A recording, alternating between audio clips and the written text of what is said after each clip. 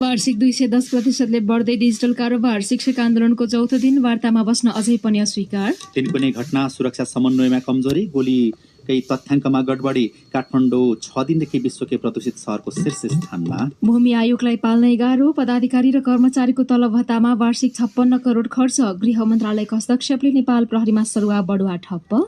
अमेरिकामा 10 वर्षको अवधिमा भएको गोलीकाण्डमा परि 4000 भन्दा बढीको मृत्यु। म्यानमारमा एक हप्तामा 81 वटा परकम्प।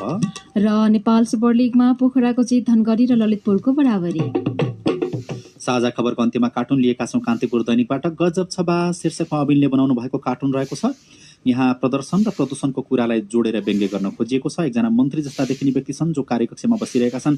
पछाडिपट्टि एसी चलिरहेको छ, उनलाई आनन्द छ, केही पनि दुःख छैन। दुईजना व्यक्ति अगाडिपट्टि छन्। एउटा व्यक्तिको हातमा चाहिँ पत्रिका देखिन्छ। पत्रिकामा लेखिएको छ काठमाडौँ निकै प्रदूषित भयो भनेर।